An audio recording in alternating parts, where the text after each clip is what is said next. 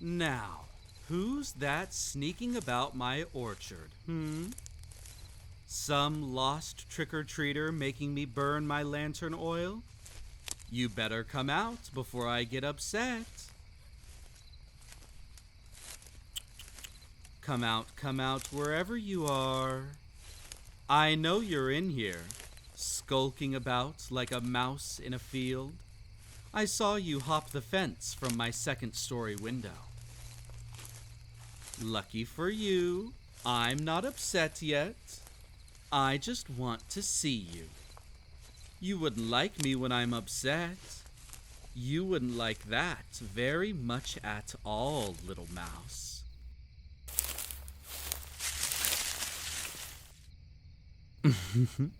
Well, hi.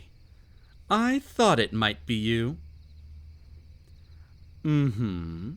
I saw you take a picture of the house the other day. You're one of those urban explorer types, aren't you? I could tell from the headlamp. So, curious about the old spooky estate on the hill, Looking to see if it's haunted? You know, you could have just knocked. It is Halloween after all. I'm not adverse to trick-or-treaters. I'm a very gracious host, I'll have you know. A man of wealth and taste, if you will. Oh? What's the matter? Devil got your throat? Taken aback by my dashing good looks? My mysterious charm? Or did you just not think that somebody lived in this old house? Oh no, I'm not offended. If anything, I'm amused. This old, dark estate really seems to strike a chord with people's imaginations. Especially this time of the year, that much is obvious. It's what drew me here too, after all. Everybody comes to my home expecting it to be haunted, just because it's big and old and up on a hill. I admit, it is the haunted house trifecta. You know what? Normally I shoo away nosy visitors, but tonight I'm feeling rather whimsical. So, I suppose I can show you around if you like. But on one condition. If you're really looking for a tour of a haunted house, then a tour of a haunted house is just what you'll get. You see, this house is cursed. Oh yes, cursed. You see, every night on Halloween, I can allow visitors into my spooky haunted home. On one condition. One little requirement. You are not allowed to touch anything. That's it. If you touch anything belonging to my estate, then you can never leave again. Oh yes, I'm quite serious. Did you think that every curse revolved around turning people into toads or making your eyes melt out of their sockets? Well, not this one. Break that one rule and you can never, ever leave. And what happens if you do touch something? Well, maybe I'm a serial killer and I'm going to chop you into little pieces. Or maybe I'm a demon and I'll devour your soul. Or maybe I'm a witch and I'll turn you into a little cat. Fool around and find out, as the kids say. Still curious? Willing to risk it? You did say you wanted the haunted house experience, after all. Very well, my brave, brave little friend. Tell me, before we begin our tour, what do they say about this place? I may need to adjust the tour to your expectations.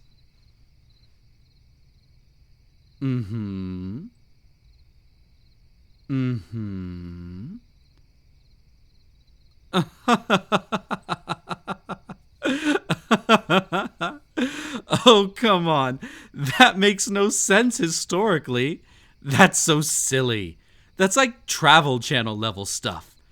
I mean, first of all, there were no actual witches at the Salem witch trials. It was just mass hysteria or moldy bread or something. And even if there were, they wouldn't have fled all the way here. And even if they had, even if all of that was legit, that would have all been almost 200 years before this estate was built. Next, you're going to tell me the Loveland Frog lives in my basement. Sorry, it's just such a silly story. Especially since there's so much that really happened here. Would you like to hear it? I can get a little long-winded. Very well then. But remember the rule. Good. Now, this whole estate was owned by Abraham J. Fowler, the glass baron that founded this city. Every single part, except this orchard we're standing in. This orchard was the property of Ephraim Moses Larson, a local farmer. Fowler coveted it for its beauty, and because he already owned all the other land around it. Larson wouldn't sell, though. He was attached to the place. Legend says his daughter had loved the place before she'd passed from tuberculosis, and he made it the way it was as part of his obsessive drive to memorialize her. Fowler wasn't the type to take no for an answer, though. He sued Larson over some petty boundary dispute. The accusations were largely made up, but he had the resources to keep the trial going and going. The plan was to bankrupt Ephraim with legal fees, force him to sell. Then came the great blizzard of '83. Ephraim had an appointment in the capital in front of the state appeals court. He never made it. They say his daughter came for him in the snow and took him to the promised land. It's said Fowler felt a terrible remorse for what he'd done, but it didn't stop him from buying the orchard from the next of kin. He did do his best to keep it the way Ephraim had left it, though. Perhaps out of regret. Fowler was good at that, regretting things he'd done after it was too late to change anything. He sent his servants out that fall to harvest the apples of his new orchard. But they came back with these. Lovely looking fruit, right? Wanna hold it? Just testing you. Lovely looking fruit, right? But you'll see one problem. They're made of glass. Every autumn, hundreds and hundreds of glass apples fall from these trees, shattering on the ground. This orchard will never bear true fruit again. Those are the wages of sin. Care to come inside? I promise it only gets spookier. You won't be disappointed.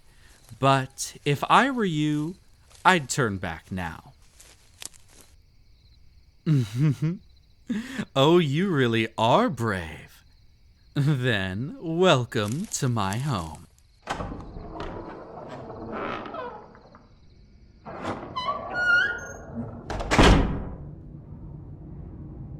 Incredible, isn't it? I suppose a glass baron's home should be full of glass after all. He made this maze of mirrors in order to make the home seem even bigger than it already was. It's said some people would get lost in this house for days. Some say he even made a deal with the devil to make it bigger on the inside. Don't stare too long. You might see somebody you know.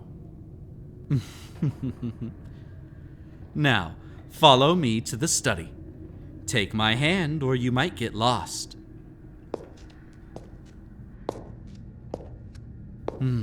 Your hands are warm and soft. You remind me of somebody. When did I move here? Oh, I've lived in this town for a very, very long time. Some would say I've been here since the very beginning. Oh, hello there, Ulysses. It's not food time yet. This is Ulysses, the cat. He's a cutie, isn't he? A little amorphous black blob. A bottomless abyss that wants nothing but to eat. He's a lot like you, curious and adventurous, and rather cute. He came here on a night just like tonight and touched something without my permission. Now he's my little prisoner forever and ever. Isn't that right, you little rascal? Oh, yes, you are. Yes, you are. Now run along, little guy. I've got to show around this guest of ours.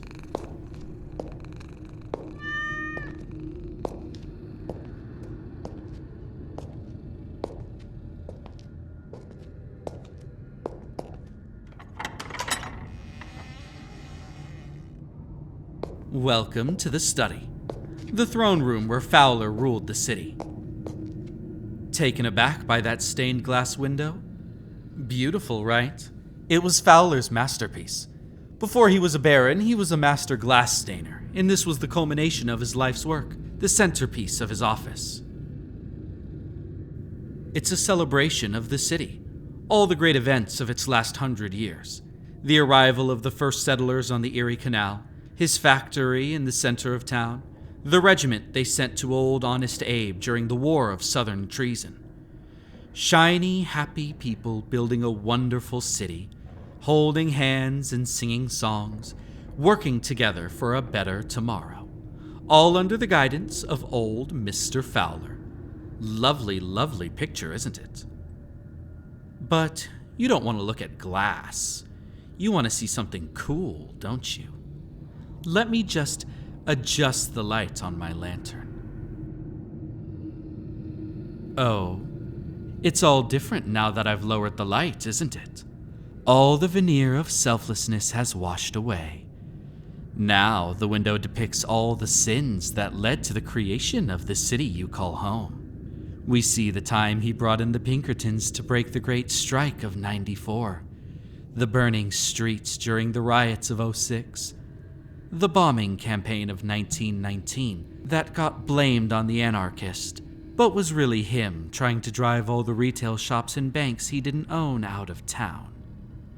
And of course, old Ephraim, freezing to death out in the snow, all under the watchful eye of the city's greatest sinner. Nothing but sin. Beautiful, beautiful sins. Why would he make this? He didn't. At least, not intentionally. But cursed trees bear rotten fruit. He couldn't hide what he'd done anymore. It's said everyone who walked in here saw the second image, but they all pretended they saw the first. Then one day, he saw it too. And poor, poor Mr. Fowler. Well, his little old heart just gave out. They buried him downtown in the Episcopalian cemetery. He never left this dark old house, though. You can meet him if you like. You see that vase over on the desk? I made it myself. I'm no glass baron, but I accounted for myself pretty well. Why don't you stick your ear on the mouth of it and listen? Just be careful you don't touch it.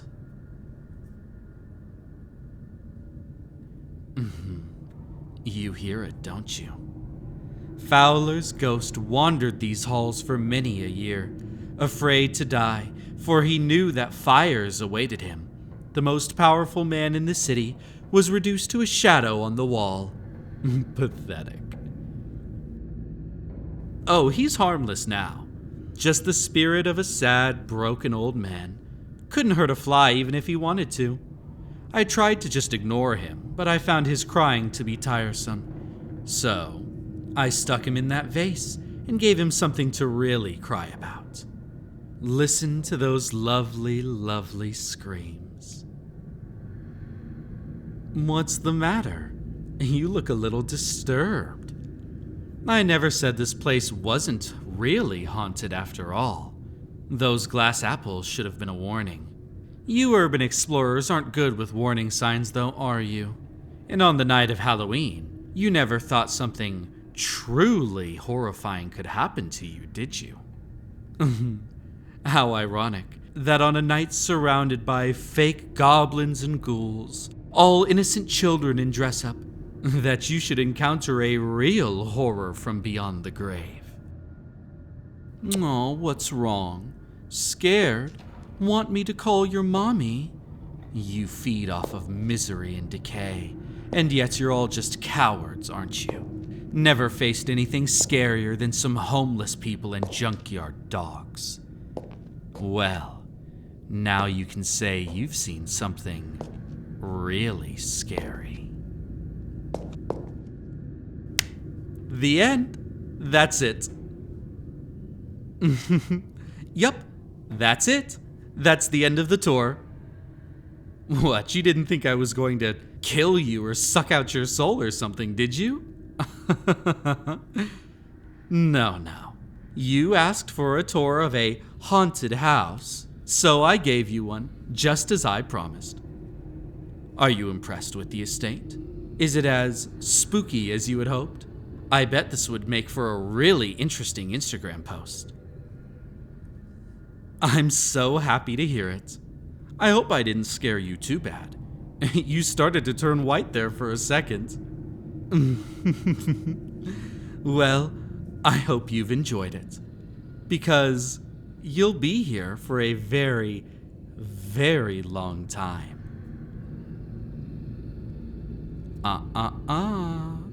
Don't you remember the curse? You broke my little rule. Oh, yes, you did. Oh, you haven't touched anything without my permission. Are you sure? If I remember correctly, my exact wording earlier was, if you touched anything belonging to my estate, you could never leave again. Well, you took my hand earlier, did you not? And how do you think I came to live in this estate all those centuries ago? Now, we had a deal, didn't we, little wanderer? Did you think it was all just a game? You still think I'm just some eccentric that lives in a spooky old house, don't you? You shouldn't play games with the devil, little mouse. Well, I did say that tonight I am feeling whimsical, so I'll give you a second chance.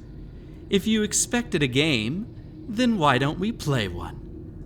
Here, take this candle. You have until it burns out to find your way out of this house. If you can leave, then you are free to go. If the candle goes out, though... Well, then I hope you enjoy wandering aimlessly in the dark, because you'll be doing that for quite a long time. My estate always has room for more lost souls. You better get moving now, little mouse. That candle's already looking pretty weak. I'd say you have anything from 2 hours to 5 minutes. You won't get another, and the sun isn't coming up tomorrow. Not for you, at least. Nobody is coming to help you. Oh, and it wouldn't be very sporting of me to stick around with my nice bright lantern. I should put it out. May the road rise to meet you, traveler.